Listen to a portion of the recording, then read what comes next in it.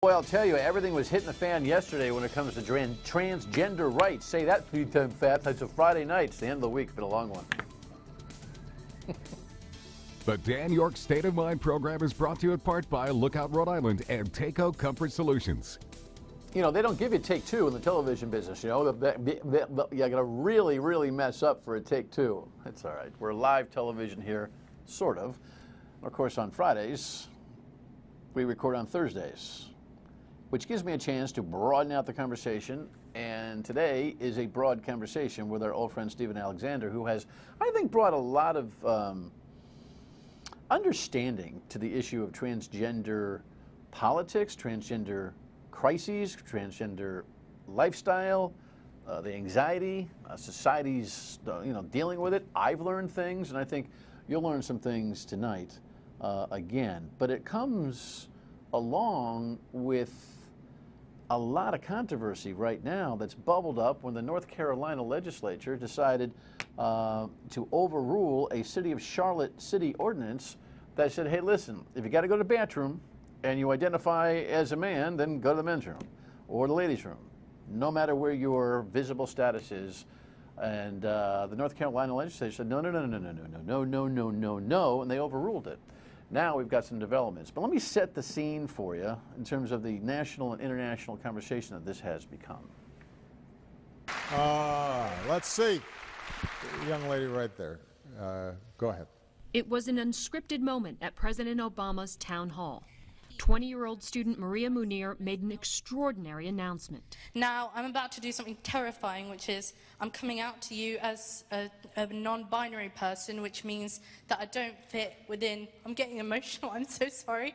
Okay. Non-binary or transgender people often face bigotry, something the president said he's trying to change. But I think the trend lines are good on this. We're moving in the right direction, and in part because of courageous and active young people like yourself.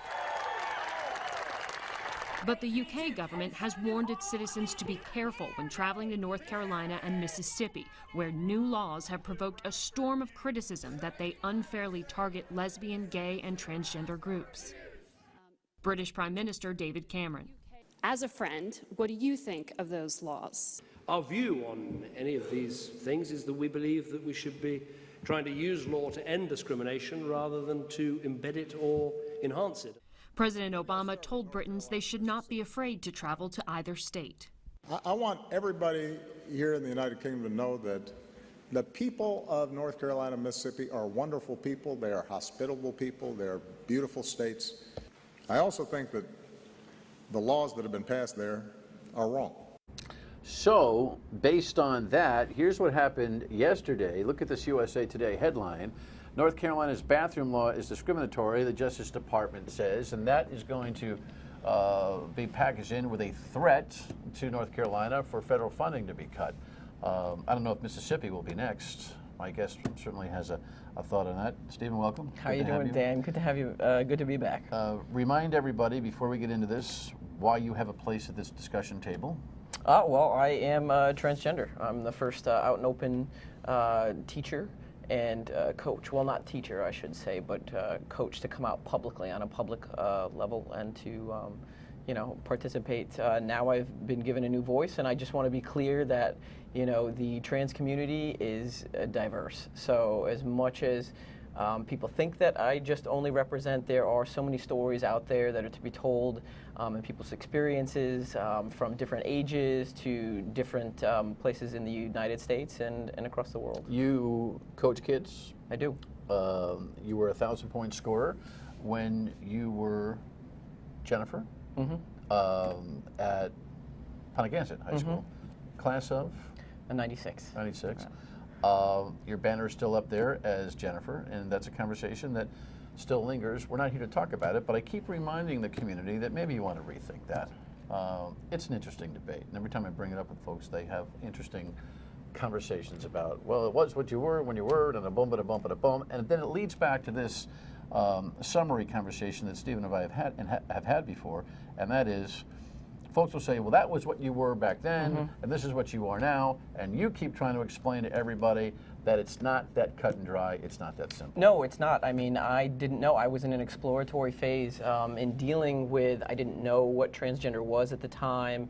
There wasn't something like the internet that kind of explained to help me learn about who I am in the world. And so for folks that say, you know, Jen was in the past and all that other stuff, I want to say that Stephen wasn't known yet. And now that I am known, you know, it's my name. It is it's those accomplishments in the institution, and that for transgender folks, we should be recognized for who we declare ourselves to be in the world and what we own. So let's get to the issues at hand. I find it funny and sad at the same time that the transgender conversation in this country had to be brought to the forefront via the bathroom. Yeah. I mean, funny, haha, funny, interesting. Nothing's funny about a basic human function and the problem that goes along with it. But for God's sake, really? The bathroom is the place that's going to be. It's so funny. I mean, Ray Gallison, the chairman of House Finance, gets bounced for what might be a, has to leave because what might be a prostitution conversation, but because he has a grant program, oh my gosh, now we're going to have this big evaluation of the grant program. I'm not asking you to talk about that, but what I'm saying is things happen that cause bigger conversations to occur, and I'm hopeful for you and for the country, for the world, that a bathroom conversation might bring a little bit better understanding of this whole thing. Well, I think, we're at a point where I think what you've seen is that because of the Supreme Court's ruling on same-sex marriage, that this is kind of like a backlash for those people that want to target the minorities, particularly the trans aspect of things, because we are perceived to be the weakest, or we are the most marginalized. We have to deal with the larger healthcare system and not having a lot of doctors understand gender dysphoria. Before the DSM-5, it was labeled gender identity disorder. In 2012, that was taken out of the context to realize that, yes, this is a medical issue. Not all trans people need to go through hormone therapy or to have any surgical affirmation procedures. So, yeah, we have a lot to go through. And in fact, high suicide rates, high depression, homelessness, housing discrimination. So the list is keeps piling on in terms of our existence, and only now are we having voices in the community. And thanks to folks like such as yourself to give us a platform in which to speak, and then to have our own platform. So look, if we can figure out the bathroom thing, and we'll talk about the details of these conflicts in the next segment, but if we can figure out the bathroom thing, it may create an environment of fairness so that the things you just listed are addressed without baggage. Yes? Possibly. We have a long way to go. There's much work that needs to be done in terms of having the broader population be educated on the issues and to really know that everybody is affected by these trans issues. So trans rights are human rights.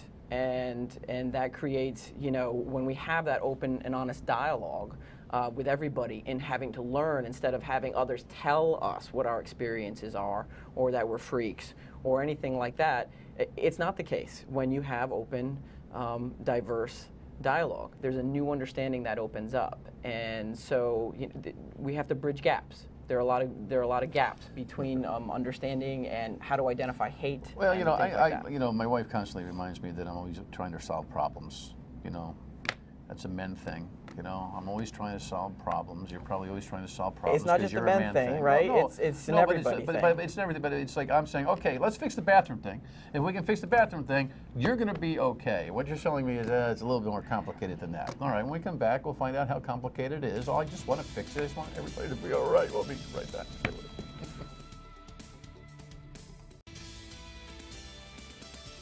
All right, so the great city of Charlotte and North Carolina, and what was that? Was that the men, women?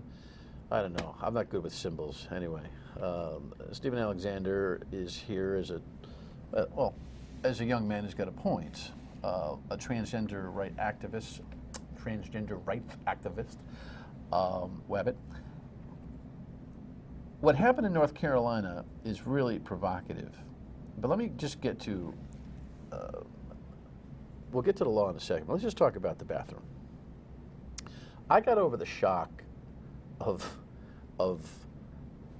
somebody wrong in the bathroom one night at a concert when, you know, everybody was pretty pie-eyed and this group of girls came into the men's room, and because the lines were too long at the girls' room, they just decided to jump on sinks. And I'll never forget while I was at the urinal with a bunch of buddies, oh, the show's great, we're turn my thing, and to see three girls doing, what are you doing? It was like, you know what, we're going to the bathroom. And I tell that story simply because the bathroom to me is just a place to get your stuff done, man. And so I know that you're like a neutral bathroom guy to make a bridge to it. Can we not spend the money on all the neutral bathrooms and just let you go where you need to go? Well, here's the thing. I certainly get the perspective of how much it costs to create these gender-neutral bathrooms, but if we look at the back end of things in terms of people who are afraid or scared, which lead to higher rates in depression and anxiety and things like that, those have an economic cost as well. So I don't know how that would affect, I guess, but you know, it is making the bathroom a welcoming place to do what you need to do without being verbally harassed, without being physically abused. I get it. I think the reason why it's so great to have you in is that I tend to talk from the come on everybody, let's see if we can get used to this thing perspective. I mean, I'm talking about the I'm talking about the heterosexual old-fashioned community that's got to grow into some new understanding. You're talking about the anxiety of the person who's got to be, and that's why it's important that your perspective is more profound than mine. And I was not trying to make light of it. What I'm saying is, listen, I take phone calls on this issue. You may have heard them the last time you were on when we talked about it, where people just conjure up every kind of pedophilia, assault, a scenario for what could happen if my little girl is in the girls' room and you show up to go to the and it just, I just want everyone to take a deep breath and be real about this. Well, that is, and what you're identifying there is fear-mongering or hate or stirring up something that isn't really necessary. Transgender people are the least likely people to create any sort of violence, and if anything, it's white, privileged, we call it cisgender men who have a point that they can now freely walk into a woman's restroom and declare that these transgender laws, when in fact that nobody's gotten to know to identify a trans person, they are consistent, persistent, and insistent with who they are in the world, rather than a one-time thing. So you can't get hammered at the bar one night and decide all of a sudden I feel like a woman and walk into a girl's room. That is punishable under law for whatever the laws exist for going into the wrong place and making people uncomfortable. I don't know what the applicable ordinance would be, but they would all still apply. I mean, and people who have criminal intent are going to find places to execute, not just the stall, which, by the way, if you're trying to assault somebody, it's hard to get out of there. Yeah. Just in case anybody was wondering, right? Not that it can't happen.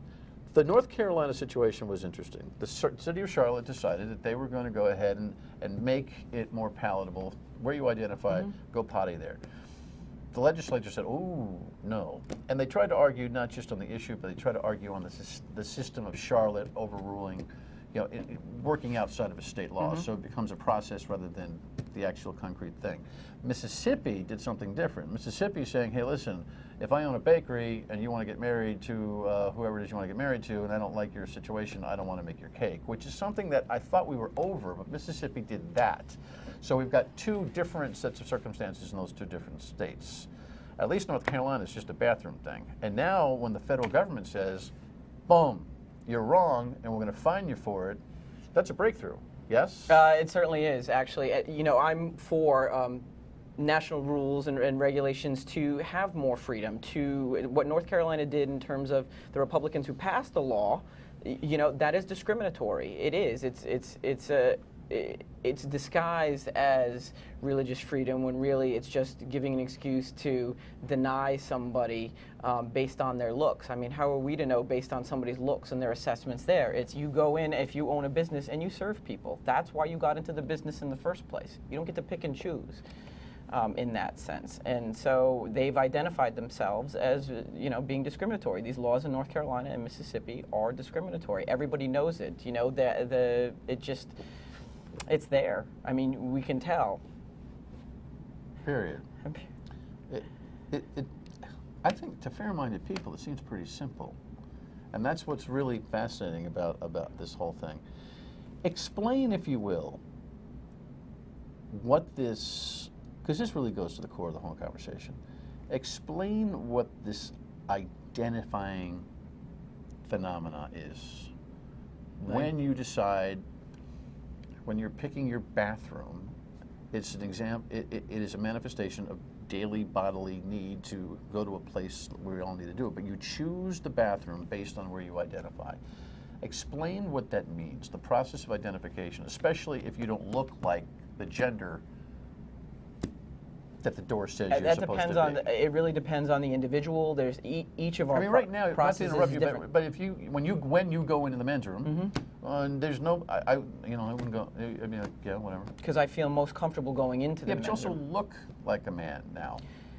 Yeah, again, we talked about this thing in the trans community. We have something called passability, and that's a problem in our community where it's like you have to look more like one than the other. It really comes down to, well, what happens if those people don't fit into that category or don't look that way? That's people should be able to go to the bathroom where they feel safest. It is human nature. So when I walk into the men's room, I feel safest there. I align. But that's not going to be the case for everybody. And why should other people be discriminatory based on somebody's looks? I mean... Well, listen, you're not a doctor. You're just staying at the Transgender Holiday Inn last night. In other words, you've had an experience with this. That's humor. Okay.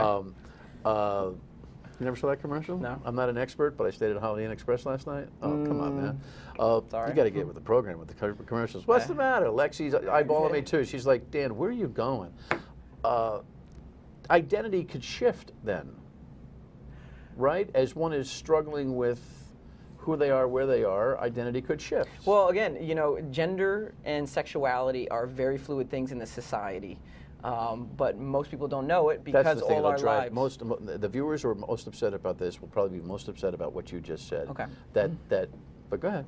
No, I mean, this is where, as human beings, we want to explore space, we want to explore the ocean, but really, do we have those conversations that explore humanity? It exists, it's out there. Transgender is reflected in nature in a lot of ways through seahorses, through amphibians, through, I think there's a New Zealand bird as well. It's there, but it doesn't get talked about a lot. So now we're starting to have more of those discussions, but sexuality and gender are very, very fluid things. It's just that the majority we call our heteronormative society. And so now it's really making the connection that all human beings are connected. So you're going to know somebody that's LGBT, so you're going to know somebody who's gay, lesbian, bisexual, transgender, whether that becomes your children, somebody in your family, friends. It's out there. It is in society. And so what we're trying to do as folks is to say it's more there than what we've talked about. People are afraid to talk about it. And we need to talk about these issues and how it impacts each other and our bodies and our existence and where we have love and where we have kindness and where we have respect, and that we don't discriminate based on somebody having, a different identity. I have many and multiple different identities. I'm a teacher, I'm a coach, I happen to be transgender, I love basketball, soccer, baseball. You can say video games, you can say politics. So we all have these intersecting identities, and it's about opening up these conversations to say, hey, what makes you tick as a human being? You love that? Oh my God, I have something that's in common with you as well. And so what we're saying is that this aspect of being trans and LGBT, there are a lot of hurdles and discriminatory barriers based on justice, based on the medical systems. I just want to know how we got so smart. We'll be right back.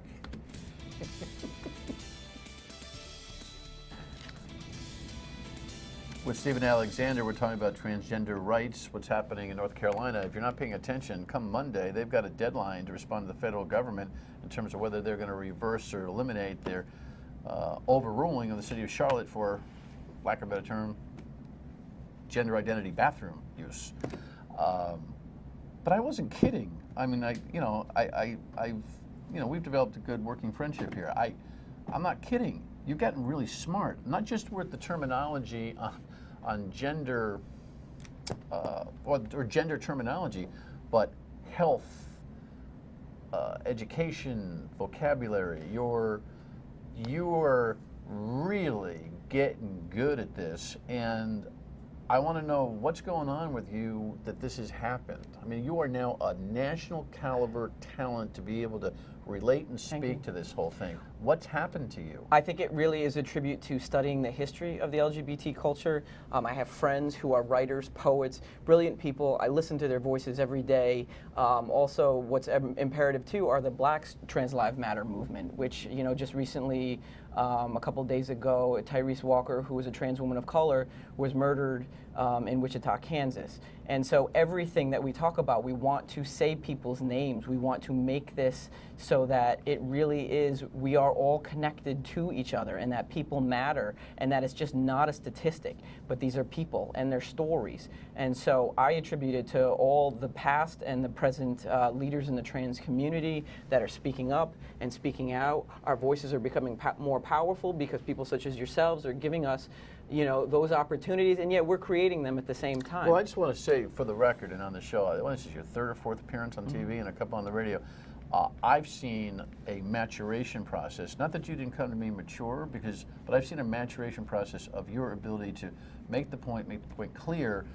And all I'm thinking about in the last segment, while you went through that incredible narrative, is that guy watching or that gal watching on television still sitting here looking at the screen, looking at you make this incredible argument, and still saying, hey, you got to figure out whether you're a man or a woman. Figure it out. It's on you. It's not my problem. I don't know how anybody in a fair mind with an open heart can listen to your articulation of this and still say that back to the television. And I think also, where there is hate, there also might be some fear and internal transphobia going on. I myself had an internalized sense of fear in being trans when I was first coming out. There are people in your audience, no doubt, that are transgender, that might be in denial, or might be struggling with certain factors, whether it's religion, whether it's socioeconomic status. And do you think that people who still think, I would say, elementary about this, they also have anxiety and fear? Is that what you're trying to say? I do. I think that, the more studies that come out, the more people that come out. It impacts all of our daily lives in ways that how we operate and how we are being. And so it's all of us as human beings to say, hey, how you doing today? What's going on? And creating those safe spaces where people feel comfortable enough to come out and then to not shy away and be in fear, but to really celebrate who that individual is. All right, listen, come on the radio with me next week as we find out what North Carolina does to respond to the feds, all right, kid? Okay. All right, my friend, thank Sounds you very good. much. Happy Mother's Day, but a note for the governor when we come back. Hey, listen, happy Mother's Day to everybody. And Gina Raimondo, on a Mother's Day theme on Time Magazine, wrote an open letter to her kids. There it is. You can read it if you'd like. If you'd like to know exactly what she thinks about her children and how much she loves them and how proud she is of them, you should read this in Time Magazine. In the old days, what moms did when they told kids that they were proud of them and they loved them is that they said something to them privately in their own homes. Really, Governor? Really? The national campaign continues. What stays in the home ought to stay in the home. Have a good weekend.